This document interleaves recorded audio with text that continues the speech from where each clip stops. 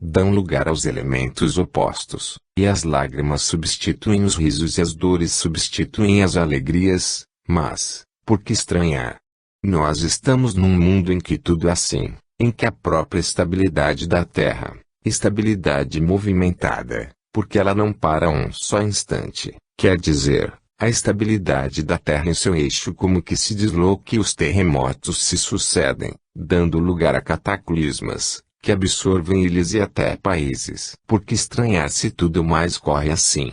A mão de Deus, sábia, onipotente, guia o tirocínio do Espírito e ele vem à Terra, não para nela fazer uma morada permanente, mas para que desenvolver a sua atividade numa vida que começa e finda na sepultura, a vida material.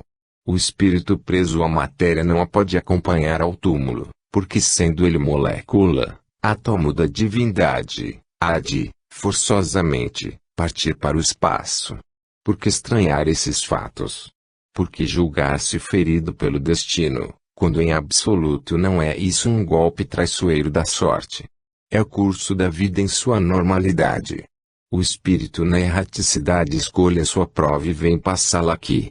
Essa prova é um degrau do seu progresso. Essa prova é um passo para diante o espírito, quando no espaço, em companhia do guia que o dirige, sabe que vem passar estas coisas. Não considereis infelizes aqueles que suportam as dores na matéria, prontos para se libertarem para uma vida melhor. Orai, sim, para que aqueles que tiveram a coragem precisa para aceitar essas provas tão duras, não desfaleçam no momento da sua execução. Orai, sim, e orai muito para que as almas varonis, que aceitam a cruz para a remissão das suas culpas, não venham a vacilar, jogando-a para fora. Meus amigos, em tempo de paz é que se reclama a vossa atenção. Sabereis vós, por acaso, onde a morte irá abater amanhã? Sabereis, acaso, se aqueles a quem amais estão robustos e fortes, prontos para a vida de todos os dias, terão oportunidade de ouvir, em breve, o chamado do clarim?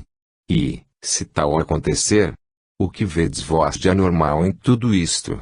Não sabeis que a vida é esse curso de provas, de dores, de experiências, para a realização da verdadeira vida? E não sabeis vós que, aqui, nesse mundo de dores, não tereis morada permanente? Que prazer sentireis vós, meus caros irmãos, em ficardes eternamente, num mundo onde a alegria é fictícia, onde a dor é uma realidade e a felicidade acena de longe mas não vem. Quantos sonhos se frustram em um só instante? Quantos castelos dourados formados para o vento derrubar? Quantos? E o homem fica em Bele, a querer alicerçar a sua felicidade como aquele que diz a Escritura, sobre a areia movediça. Meus amigos, sede felizes, na terra. O vosso sonho de felicidade vós o tereis, mas não penseis que ele não virá sempre mesclado com uma sombra de dor. Não penseis nunca que as penas, os sofrimentos, as mágoas, os pesares ficarão sempre afastados de vós. Não pode ser assim. Aqui é que se preparam as almas pelo crisol do sofrimento para a grande recompensa do além e lá, felizes todos aqueles que tiveram resignação e esperança, se encontrarão com os seus queridos, os seus amados, os filhos que se foram, as mães que já partiram, os pais que, ansiosos, os esperam, os amigos da fé que lá estão, de braços abertos para os acolher em seu seio. Coragem, meus irmãos, coragem, fé e esperança em Jesus. Ele é o farol que aponta, na escuridão da noite, o caminho seguro para onde deveis guiar o barco da vossa vida. Ele é o único capaz de vos amparar pela mão e vos levar para a pátria do além, a pátria estremecida, onde vos esperam aqueles que já partiram antes de vós. Louvado seja para todos sempre a onipotência do Criador. Glória seja dada ao seu divino Filho, que tudo preparou, tudo arranjou, com peso, conta e medida, para a felicidade geral de todos os espíritos. Seja louvado e engrandecido por isso nosso bom Deus. Paz e luz a todos os homens. Bianca. Colaboração. Meus amigos, paz. Nada podemos fazer sem vós. Deus assim o quer. Essa troca de serviços mostra como Deus quer que seja realizada a fraternidade universal, cooperação constante, contínua do além com os da terra, e nada podemos fazer sem vós. Vós, também, igualmente, pouco podereis fazer sem nós. É a lei das compensações. Cada um dá a sua parte. Tudo é assim, na vida. O sol dá à terra o seu calor, a chuva fertiliza os campos com a sua umidade salutar, os ventos refrescam o orbe. Tudo é assim, na vida. Os espíritos concebem planos de desenvolvimento espiritual e progresso humano, mas não os podem executar sozinhos, necessitam da cooperação do principal interessado, que é o homem. O homem, por sua vez, desejoso de fazer o bem, não pode dispensar o concurso do espírito, para a moldagem dos planos que escapam à sua percepção. Aqui tendes uma tenda de trabalho, aqui tendes uma oficina onde se formam caracteres, onde se edifica a fé, onde se implanta a virtude e onde se deseja colher o fruto de todo esse trabalho. Poderá o homem, sozinho, dispensando o concurso do espírito, arquitetar todo esse plano, levá-lo a efeito, sustentá-lo, mantê-lo, em toda a sua capacidade, dispensando, por completo, o concurso dos seus irmãos do além? Tarefa difícil, muito difícil. E poderá o espírito, por sua vez, realizar a obra que tendes diante de vós, sozinho? Simplesmente porque tem planos realizáveis, porque o seu desejo é a caridade exemplificada entre os homens. Poderá o espírito, por si só, realizar esta obra fecunda e proveitosa? Não, meus amigos. Não poderíamos trabalhar sós, nem nós, nem vós. A necessidade é que os irmãos da terra, em colaboração contínua com seus irmãos do além, recebam as intuições, recebam os planos e as ponham em execução. O asilo espírita João Evangelista, mercê de Deus, conta na terra e no espaço com bons elementos. O elemento da terra, muito embora sua fraqueza natural, é bem intencionado e não poupa esforços. Há almas caridosas e boas em nosso meio que estão prontas para todo o trabalho, que desejam levar adiante esta obra e que têm um verdadeiro amor à causa cristã, que têm pelas crianças uma estima realmente sensível, notável. Os do outro lado da vida são espíritos que se coordenaram em falange para melhor orientarem as suas irmãs, na terra. Então, para que continue a avançar, cada vez mais o trabalho do Senhor, é mister que as cooperadoras da terra, ligadas às suas irmãs do espaço, não vacilem, não trepidem diante das dificuldades, confiem na misericórdia de Deus e continuem fervorosamente a trabalhar na vinha do Senhor. Sabeis vós quantos necessitados ainda estão lá fora, a procurar, a esperar um lugarzinho em vosso meio? Sabeis vós quantos desejosos de vir comer o pão da vida no lar abençoado de João Evangelista? Sabeis vós, talvez, meus amigos? Não, não sabeis. Sabemos nós, porque somos testemunhas todos os dias de lágrimas que se derramam pela face dos necessitados na esperança de poderem vir, e as palavras esperai um pouco soam aos seus ouvidos como dobres de sino. São os funerais de almas desoladas, mas, que fazer? A terra é um vasto hospital de dores e misérias, a terra é o lugar do infortúnio, é o lugar da prova, é o lugar do sofrimento. Que fazer? Confiar naquele que tudo pode, confiar naquele que é Pai de infinita misericórdia, confiar naquele que é verdadeiramente o diretor de toda a obra de caridade. Nós, simples operárias, desejosas de cumprir cada uma a sua missão, como também desejosas de ressarcir o tempo que já foi perdido, oramos constantemente para que as nossas irmãs, que fazem parte da falange terrena, se associem cada vez mais intimamente às suas irmãs, colaboradoras do além, nessa comunhão de sentimentos, nessa reciprocidade de afeto, nessa ternura mútua e nesse labor conjunto. Tudo irá para bem, tudo irá para melhor, e a obra santificada da caridade cristã cada vez mais progredirá para a glória de Deus, para a alegria de Jesus, para a felicidade dos infelizes. Glória seja dada a Deus para todos sempre. Irene. Um testemunho de vida. Meus amigos e meus irmãos, foi-me concedida a graça pelo bom Deus de vos fazer esta visita, que vai encher alguém de um grande prazer.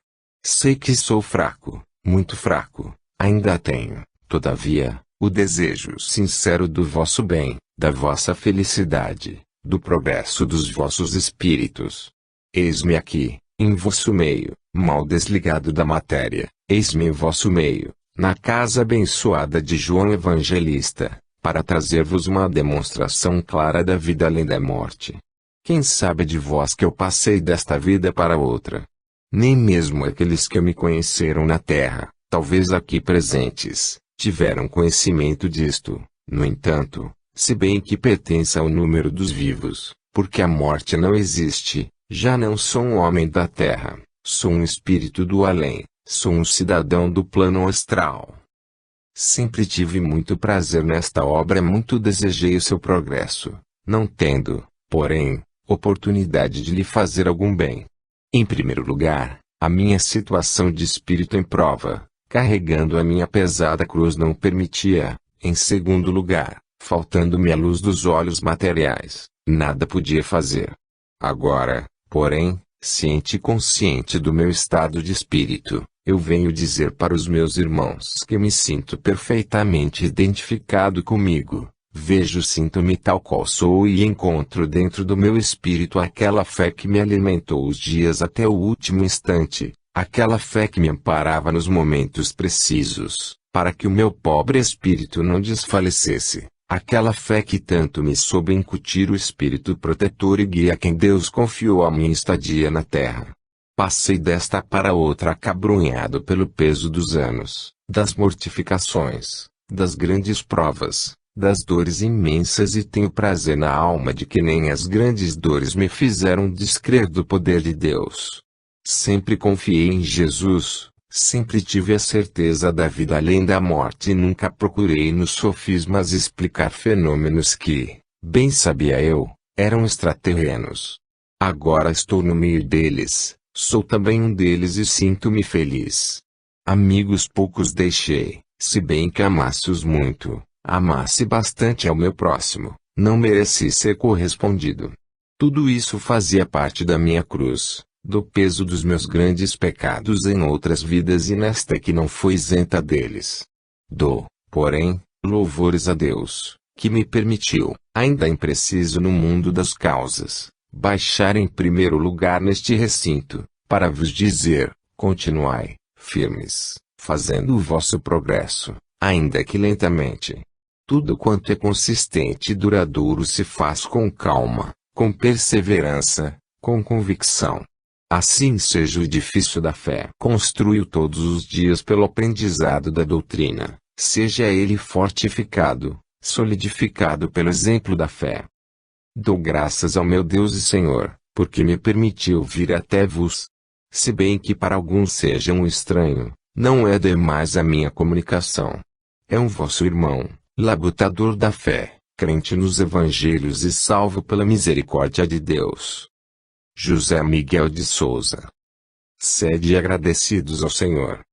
Meus amigos e meus irmãos, vamos nós, crentes sinceros, fervorosos, amantes de nosso Deus, Criador, tributar-lhe toda a honra e toda a glória, o nosso culto de adoração e ação de graças a Deus, a inteligência suprema, que guia todos os nossos passos, Deus, o Ser poderoso e onipotente, autor de toda a criação, Deus, Senhor dos grandes mundos, igualmente Senhor do minúsculo planeta em que habitais, Deus que, em sua sabedoria infinita, olha para os mundos estrelados e olha, também, para esse grão de areia, que é também obra sua, Deus que, cercado de todo o esplendor e glória, escuta a prece humilde dos corações contritos, Deus que tem provado tantas vezes a sua criatura que grande é o seu poder. E, se qualquer de vós, nesse instante, quisesse falar e quisesse olhar, Quantas provas poderíamos nós dar das graças e grandes bênçãos derramadas pelo Pai de infinita misericórdia sobre as suas criaturas? Se qualquer de vós quisesse dar o seu testemunho, quantos teriam de contar as agonias em que se viram, as tristezas, as turbações, e como tudo isso passou, graças ao poder da fé, apelando para aquele que é Senhor de todos os bens. Não queira a criatura humana ser ingrata. O pior de todos os vícios, o pior de todos os pecados, e a ingratidão, porque faz esquecer aquilo que se recebeu de bem no tempo do infortúnio, faz esquecer o consolo que se recebeu dentro da alma em um momento de angústia, a ingratidão que faz esquecer a caridade recebida no momento em que dela se precisa. Ninguém queira ser ingrato. Deus olha para todos os seus filhos. Deus distribui as suas graças, inteligência, a faculdade de aprender, a razão, para o discernimento das coisas, a memória para a gravação das ideias, o talento, para o fulgor da palavra. Deus distribui todas essas graças e vós delas sois verdadeiros receptáculos. Não querais ser ingratos, usando de todos esses benefícios, de todos esses dons, sem dobrar o vosso joelho e agradecer àquele que tudo vos dá. Que fazeis vós em recompensa, em retribuição, de tanta magnificência? Que fazeis vós em retribuição dessa magnanimidade sem par? Meio simples, meus amigos, utilizai os vossos talentos, as vossas faculdades, na causa do bem, utilizai o vosso esforço, o vosso intelecto em pensamentos úteis, em obras realizadoras do bem, e não consintais que o vosso caráter, sobretudo, se manche, se macule ao contato da impureza daqueles que não creem. E quereis vós saber uma verdade que aqui não foi dita, mas que eu posso dizer. Os homens que não creem sentem-se mais à vontade com as suas próprias impurezas, a sua falta de caráter, a sua indignidade própria. Os que não creem vivem sem esse freio que a fé impõe. O homem que crê não pode proceder sem reverência, porque não tem o direito de faltar com respeito a si próprio. Desde o momento em que ele desrespeita o seu próprio caráter, o próprio caráter que o formou, não tem barreiras diante de si.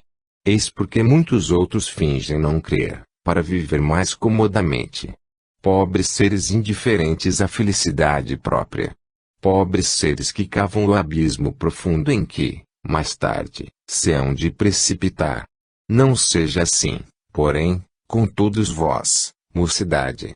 Mocidade que vos levantais, mocidade que tendes diante de vós um porvir auspicioso, que fostes brindada por esse Deus com o talento, com a saúde, com a percepção das coisas, para aprenderdes a ilustrar o vosso espírito, subi enquanto puderdes, subi nas asas do talento, mas nunca vos esqueçais de que Deus foi quem vos concedeu todo esse talento.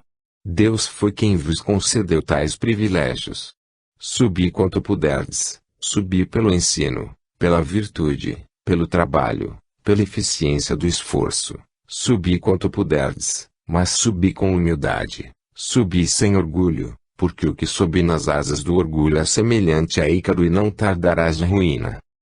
Não fui entre o mundo um luminar, sim um estudioso, mas me aprove sempre muito mais viver pelo coração do que pela inteligência. Pela inteligência eu podia aprender aquilo que me fosse facultado aprender, o meu coração não tinha limites. Ninguém jamais lhe pode pôr penhas. O amor do próximo fez raiz, graças a Deus, dentro de minha alma e desse amor do próximo vivi até o último instante da minha vida. Posso dizer que morri feliz, aceitando, suportando o cálice amargoso das dores e bendizendo a Deus na paz como na dor. Este é o voto sincero que faço por todos vós, que saibais viver cristamente, devotadamente ao Criador, devotadamente ao próximo, porque é pelo amor do próximo, é pela demonstração da caridade cristã que se conhece o homem que tem fé. Não precisais dizer em letras garrafais ao mundo, eu creio, a vossa fé se demonstrará pelas obras e muitos que dizem, Senhor, eu creio longe estão de o fazer, Pois no momento que se lhes depara a ocasião de testemunhar essa fé, eles falecem e a fé ficou naquele palavra. A vós todos, que recebestes tão grandes esmolas de espiritismo, esmolas que não são materiais, porque afetam a moral, porque afetam o caráter, porque afetam o coração, coração é espírito, a vós todos eu concito, sede agradecidos a Deus. Nas vossas preces lembrai-vos sempre daqueles que também sofrem, daqueles que se veem espoliados da sorte, daqueles que são incompreendidos, que passam cruciantes pelo mundo sem uma palavra amiga, sem um conforto. Esses são os filhos de Jesus, esses são os seus amados, esses desprotegidos da sorte são os amados de Deus. Não vos esqueçais deles. E aqui, mais uma vez se apela para a vossa caridade, para o vosso sentimento de amor. Aí tendes a obra santa de João Evangelista. Amai como eu amo também. Meus amigos, a paz do Senhor baixe sobre todos vós. Alfredo Barcelos. Deus o Criador incriado. Meus amigos, paz. Meus irmãos, luz. Deus, a providência divina, o Criador incriado é o estudo com que é iniciado o livro dos Espíritos. Deus, em sua essência e sabedoria, imutável em sua justiça, infalível em sua criação eterna, é o estudo a que se dedicam as primeiras páginas do primoroso livro codificado por aquele a quem os homens chamam de mestre. Deus, em sua alta sabedoria, Deus, em sua alta justiça. Nada repugna mais ao homem insensato, ao homem que não sabe crer, do que a afirmativa segura dos que creem sobre a criação de Deus, isto é, a sua eternidade, a sua vida infinita, sem princípio nem fim. No entanto, ao observador sensato, ao homem estudioso, é simples esta explicação. A interrogação que vos vou fazer dará lugar, sem dúvida, a uma meditação sobre o ponto. Deus, que nunca teve um princípio e nem jamais terá fim. Para que ele seja imutável, eterno, infinito, inamovível, perfeito em todos os seus atributos, não se lhe podendo admitir progresso, pois que ele é o próprio progresso em si, não se lhe podendo admitir em seus atributos aumento nem diminuição, é o que faz o homem ficar boquiaberto diante desta afirmativa. Deus nunca teve um princípio e nunca há de ter fim. Pois bem, é exatamente sobre esse atributo, pertencente, exclusivamente, à onipotência divina, é em face dessa afirmativa segura, justa, aceitável racionalmente, que eu vos pergunto, se acaso Deus tivesse tido um princípio, de onde teria partido esse princípio? Nada existia, porque tudo é criação sua. Pergunta-se, onde este princípio teria raiz? A resposta viria, sem dúvida, nessa expressão, do nada. E, como podereis vós compreender uma sabedoria perfeita, uma onipotência divina em todos os mais atributos em grau de perfeição, não admitindo um sítio de aumento nem diminuição, tudo isso se originando do nada? Então, o que é o nada? O nada é a negação de toda e qualquer coisa, e como poderia o ser onipotente divino ter encontrado origem no nada? O nada implica o vácuo, o nada implica a negação de tudo quanto Deus tem. Como poderia sair do nada a entidade perfeita que é Deus? E depois, se Deus não era o Criador incriado, certamente teria um autor. Quem poderia ser o autor da própria natureza? Se vamos admitir autor para o próprio Deus, esse autor impreterivelmente ser-lhe-á superior, porque se Deus é o autor da criação, ele seria o autor do próprio Deus. Vede, portanto, meus queridos irmãos, que isso que tanto atrapalha as inteligências avançadas, reduz-se a uma explicação banal. Deus não poderia ter origem do nada, porque o nada, nada é. Deus não poderia ter um autor, porque, sendo o autor de toda a natureza, não poderia ter sido concebido por um outro ser, ainda que luminoso. Por conseguinte, meus amigos, Deus é onipotente, é soberano Senhor, porque é o Criador incriado.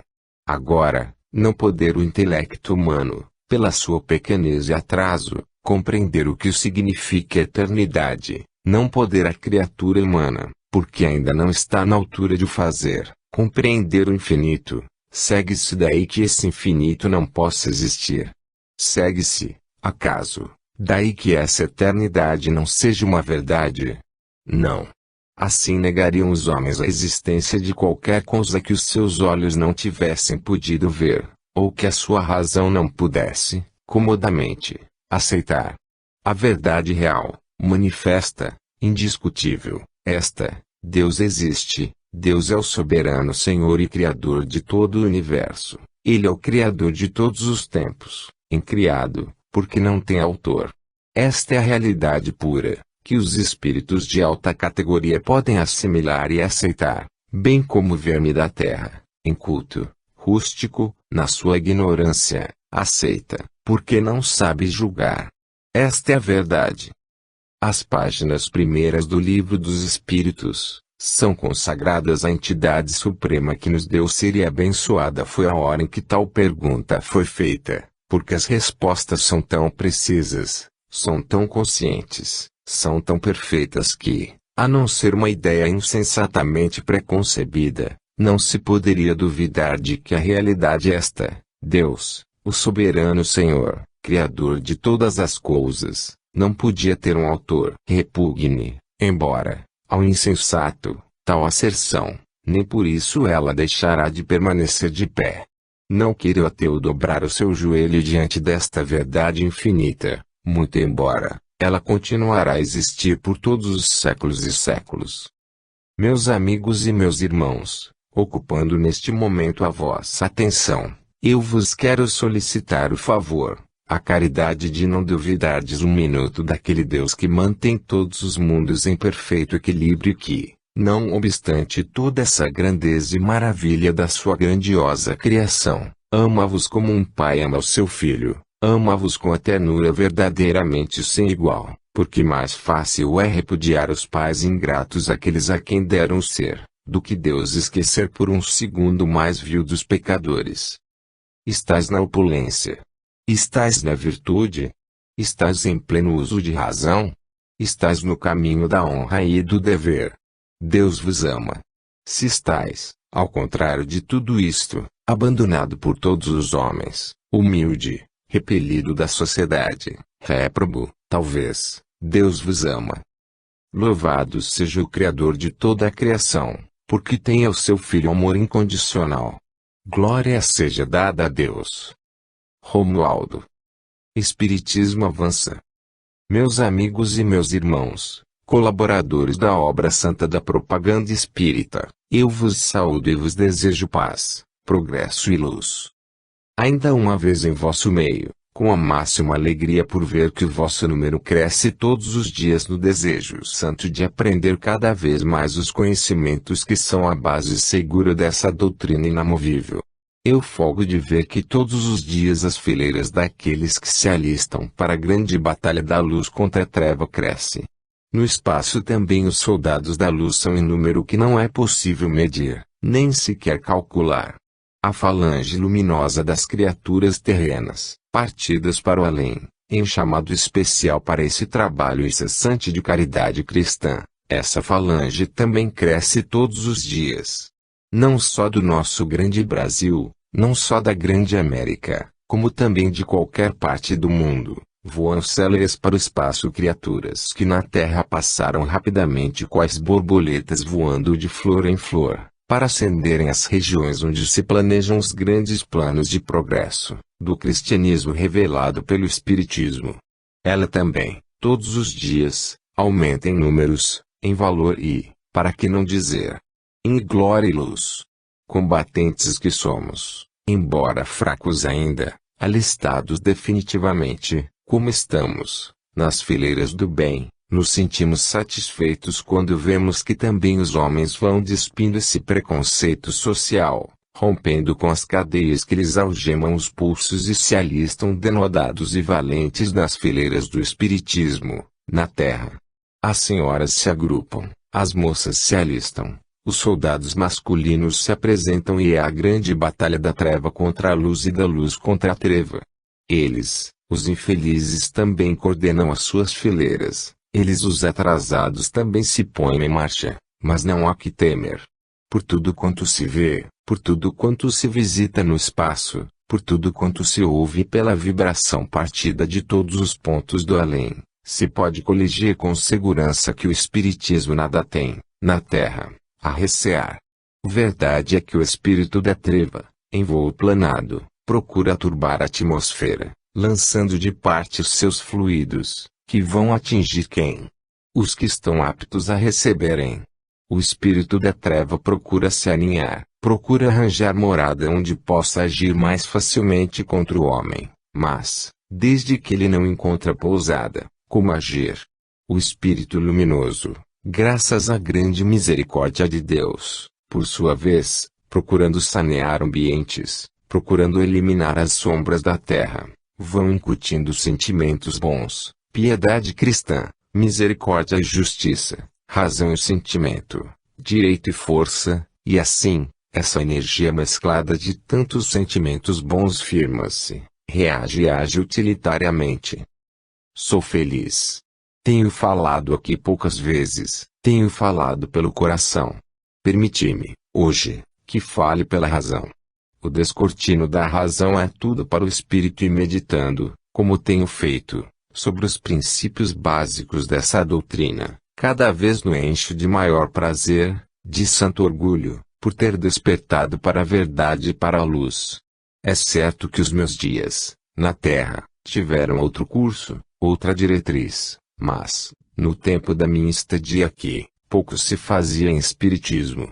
Mas agora, com este núcleo pulsante de vibrações a desprender centelhas de amor e paz em volta de si, permiti-me a comparação, tal qual um vulcão luminoso que, se rebelando, atira por todas as partes a lava incandescente de que tem dentro do seu seio. Assim, asilo espírita João Evangelista levantará por sobre esse núcleo de Botafogo e se irradiará por todo o Distrito Federal até depois alcançar distâncias mais prolongadas. Irradiará a paz, luz, verdadeiro espiritismo para a salvação real das almas. Abençoada seja a palavra augusta e serena dos divinos guias, daqueles que são permitidos por Deus para virem até vós, daqueles que sabem tocar as almas, como também para vibrá-las, sacudi-las e trazê-las ao grêmio da paz e do amor. Lá fora tudo quanto brilha é falso e lá fora as joias, as riquezas, o fausto mundano tem um brilho fictício. Tudo isso, um dia, se apagará como a luz do vagalume, enquanto que os raios que se desprendem do espiritismo, ultrapassando a vida presente, alcançarão a vida futura. Bendita seja a alma que se desligou da matéria cheia de verdade para alcançar os páramos do além. Ela verá que sua crença, a sua fé, não foi em vão. Ela verá que o seu espírito abeberou-se da verdade e que, santificada, a sua alma poderá ascender aos páramos da santa glória. Louvado seja o Espiritismo na terra, bendita seja para todos os homens a pregação espírita no asilo espírita João Evangelista. Deus vos abençoe. A ti, minha saudade. Lima Castro. Atitudes. Amigos e irmãos, eu vos desejo a paz bendita do Salvador, que excede toda a compreensão do homem. Eu vos desejo boa vontade e razão esclarecida, para que possais compreender aquilo que o Espiritismo vos transmite de graça, no interesse especial das vossas almas. Meus amigos, convém meditarmos um pouco sobre a atitude do espírito em face da doutrina dos espíritos, a atitude moral do indivíduo, o seu modo de agir diante de um mundo que não crê, diante de uma sociedade que aprofunda, apenas, o que é superficial, diante de uma multidão incrédula que detesta a virtude e abraça o vício, diante de uma religião que tem, apenas, a aparência de crer, mas que tem a atitude externa faltando-lhe a principal, a atitude interna. Diante, pois, destas entidades, a atitude moral de uma criatura merece especial estudo. No tempo em que o Cristo permaneceu entre os homens, visível, tangível, palpável, havia a casta dos fariseus, idólatras, que outra coisa não eram, a qual tinha como regra da sua fé a demonstração do culto externo. A atitude do homem em face da crença era tudo. A crença exigia-lhe a curvatura do corpo. Ele se dobrava até o meio, quando não até os pés. A crença exigia-lhe a atitude respeitosa diante dos vasos perfumados, cujas fumaças enchiam o ambiente, simulando amparar as preces. A crença exigia-lhe as mãos sobre o peito opostas como em prece, muito embora o coração estivesse afastado daquilo que os lábios pronunciavam. Era sempre a atitude expressa do corpo, para ser vista, apreciada, examinada e louvada pelos outros. A atitude interna, isto é, a maneira do espírito orar, isso não interessava aos de então. Na atualidade, o que vemos? Exatamente a mesma coisa, ou melhor, o erro mais aperfeiçoado. Os homens, vestindo toiletes especiais para certas cerimônias, apresentam-se diante do povo, reverentes, tais como se fossem todos eles verdadeiros sacerdotes do cristianismo. Vestem opas, carregam velas grosseiras pela mão, suspendem aos ombros andores que carregam estátuas, formando um cortejo que eles supõem religioso, mas que alcança as raias do ridículo, atravessam ruas impedindo o trânsito e lá se vão, ostentando uma crença que nada é. A atitude interna desses espíritos ninguém pode ver, mas nós vemos. É assim que tais homens, muitas vezes, no seio das suas famílias, são verdadeiros demônios, para daí a 5 ou 10 minutos aparecerem contritos em plena prece, testemunhando aquilo que não está dentro das suas almas, porque o que elas contêm é a maledicência, é o fel, é a falta de amor. O que demonstra essa atitude externa do homem? Um culto aparente, nada mais. A religião dos espíritos exige, é certo, compostura daquele que crê. Essa compostura faz parte, até, da educação do indivíduo. Quem não sabe se manter em silêncio no lugar onde é preciso tê-lo, denota, apenas, falta de educação, porque o homem ou a mulher educada sabe perfeitamente onde deve conversar e onde se deve manter silenciosa. Isto não denota fé, é um princípio de educação cívica.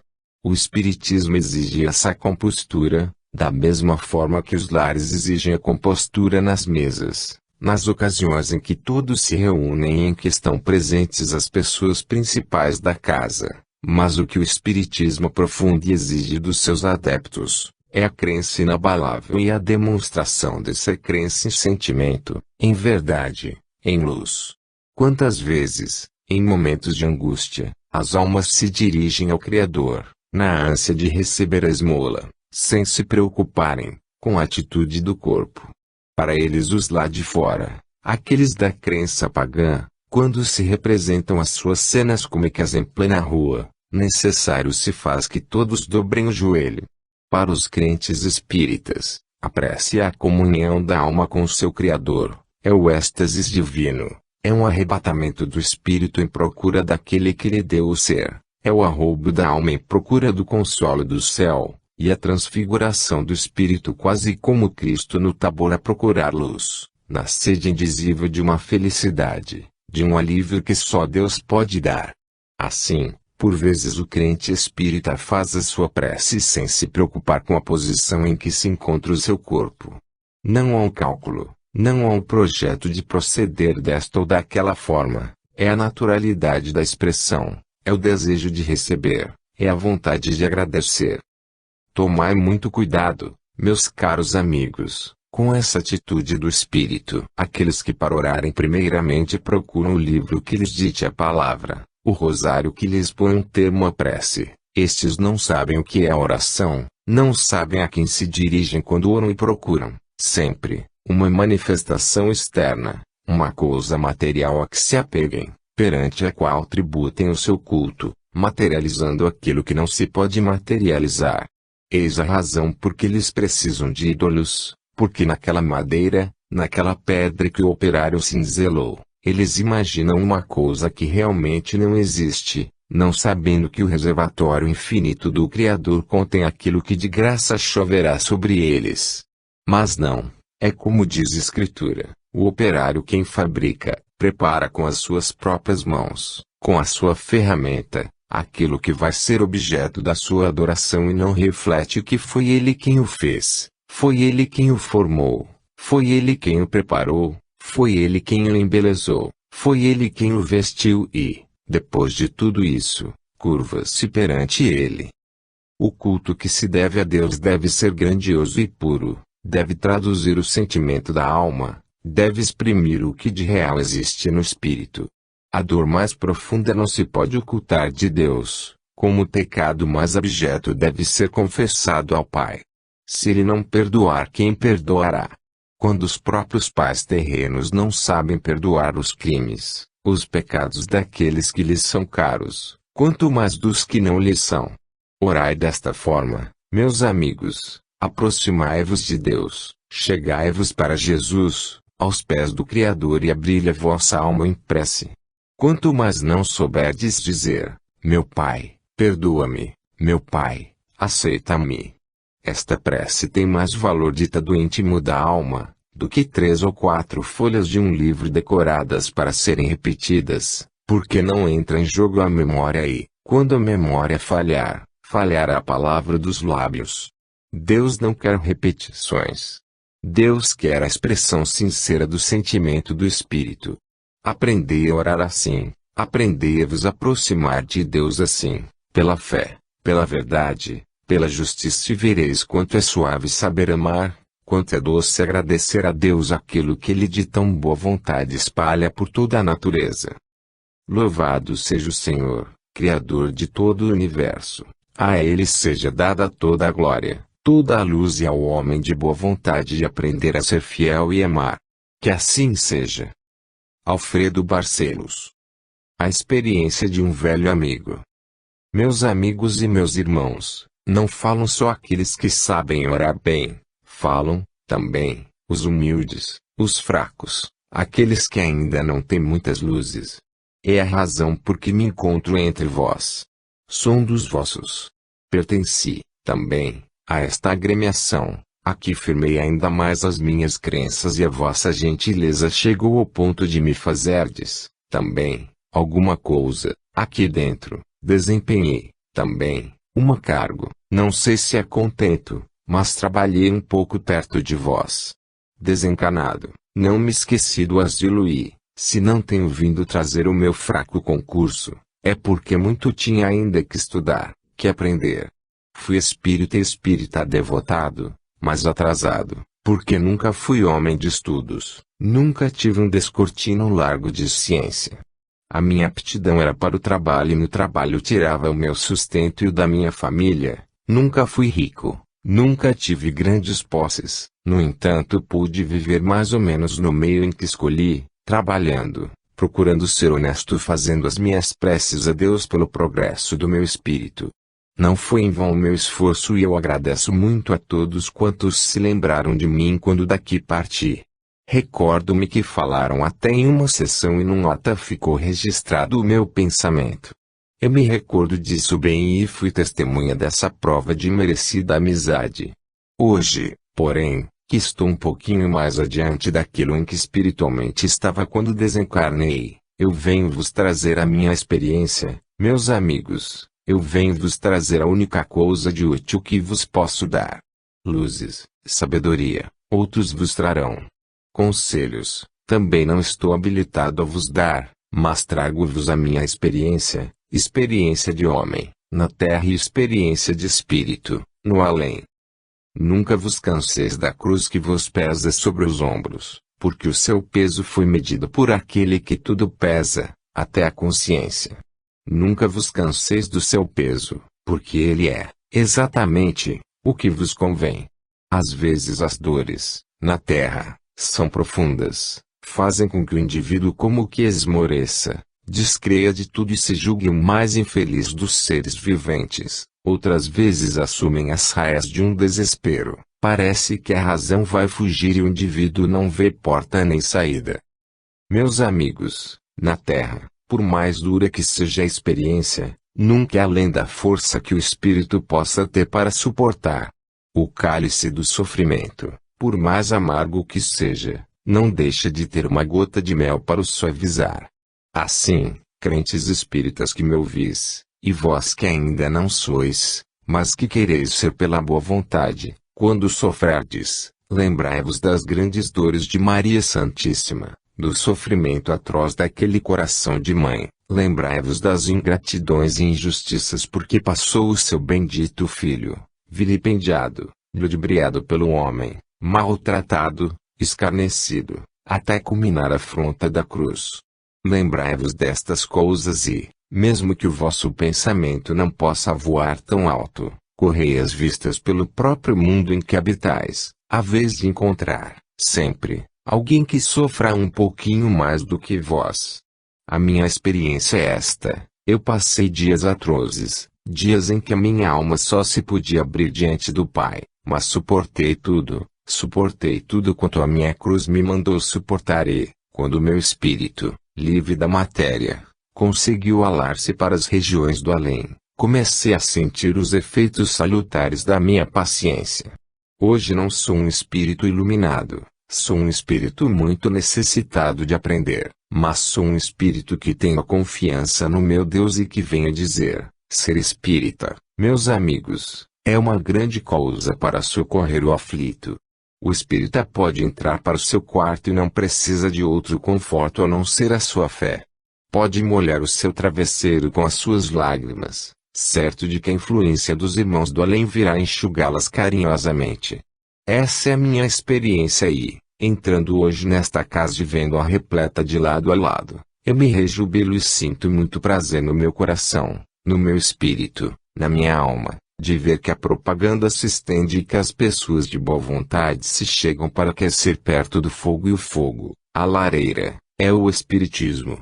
Não vos incomodeis, meus caros amigos, com essas checotas, com esses ditérios por aí além, com essas pilhérias tão sem espírito, tão sem graça, tão sem razão de ser, que só servem para ativar mais a chama da fé, porque quanto mais sandices eles dizem, mais a nossa alma paira acima do seu pensar. Eu vos felicito, meus amigos, pela obra que aqui tendes, que está em progresso, franco progresso, e que eu vejo amparada por espíritos luminosos, por espíritos tutelares que, certamente, são a alma da instituição. Vós sois o braço. Coragem, pioneiros da caridade. Coragem, não vacileis. Assim como tendes aqui dentro o vosso pensamento, tende também aqui a vossa ação decisiva, corajosa, e não vos incomodeis com as admoestações e advertências daqueles que não sabem crer. A crença, a fé, acima de tudo. Sou o vosso humilde confrade. José Brás da Silva. Amor para Jesus. Meus amigos e meus irmãos, eu vos desejo a paz bendita do Salvador, que venha fortificar os vossos corações, tranquilizando-vos e mostrando-vos o caminho da luz. Em todos os momentos difíceis da existência terrena, o coração do crente volta-se para o Pai de amor e bondade, Deus que, em sua onipotência e caridade infinitas, vê o seu filho sofredor e procura mitigar-lhe as dores dentro do limite da sua prova. Deus que guia os seus mensageiros benditos para elucidarem os homens nas suas dúvidas, fortalecê-los nas suas certezas, ampará-los nas suas dores, guiá-los na sua cegueira. Louvado seja o Senhor Deus, onipotente, Criador de todo o universo, caridoso e bom para todos quantos criou. Meus amigos, vós não ignorais, porém nunca é demais dizer-vos, as responsabilidades que tendes dentro desta casa, responsabilidades que se estendem, não somente desde o mais graduado encargo como até o mais ínfimo dos sócios, responsabilidades que se encontram subdivididas para que o seu peso não sobrecarregue a um só, responsabilidades que vos elevam, porquanto desejais, eu vos faço justiça, desempenhá-las com lealdade. Assim, pois, não venho fazer advertências, venho, apenas, incitar os ânimos ao cumprimento mais restrito do dever. Vós nos pedis constantemente uma fiscalização extraterrena sobre os inimigos das trevas, que vos cercam e que procuram, muitas vezes, tomar o ambiente que envolve as coisas espíritas. Vós nos pedis socorro, auxílio, proteção e cada um de nós do outro plano da vida, soldado das fileiras da luz, tem prazer em acudir-vos no momento em que nos chamais.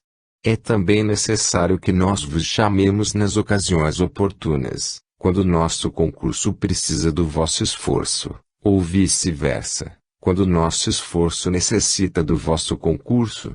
Mister se faz que cada pessoa possuidora de um cargo aqui dentro exerça sua vigilância constante não somente sobre os arraiais que a cercam, como sobre o próprio asilo no seu interior.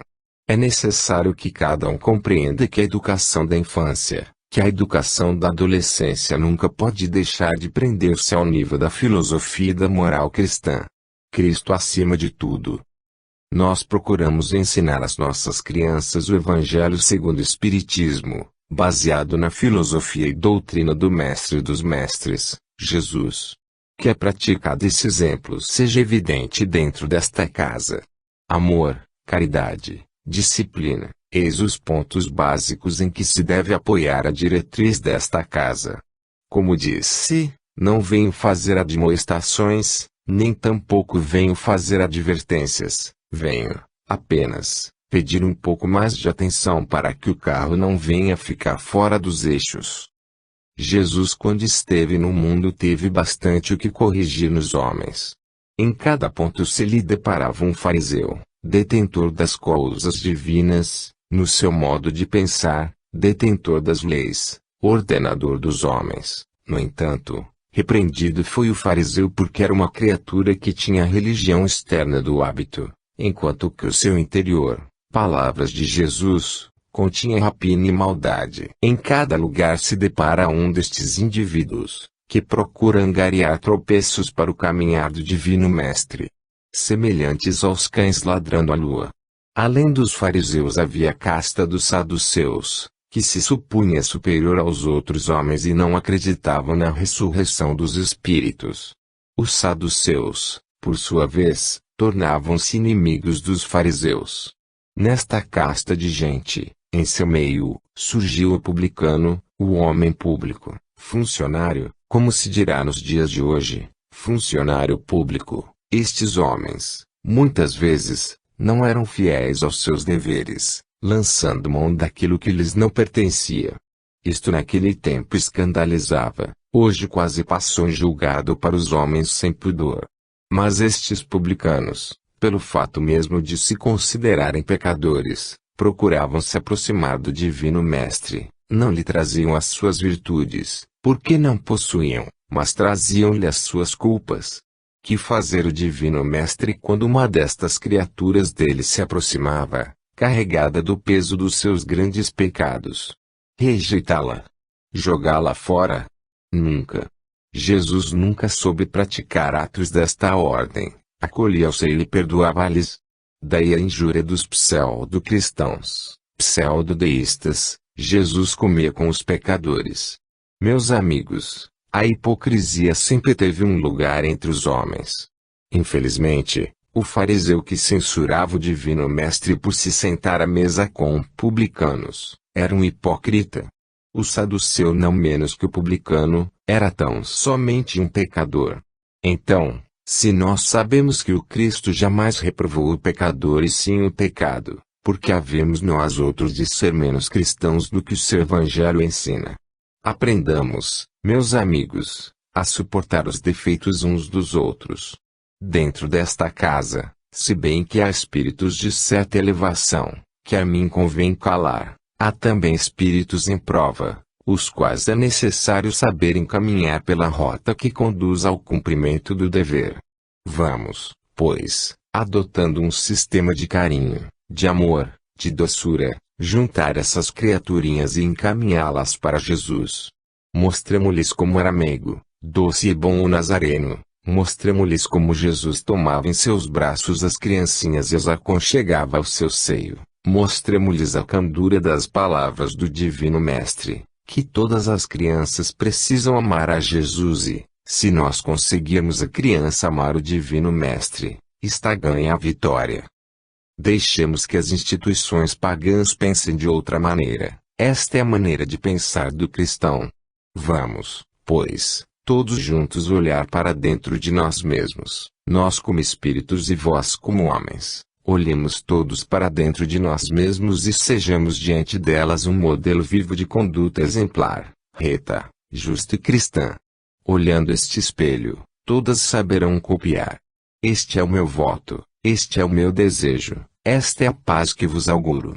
Louvado seja o Senhor. Max. Atenção. Muita atenção.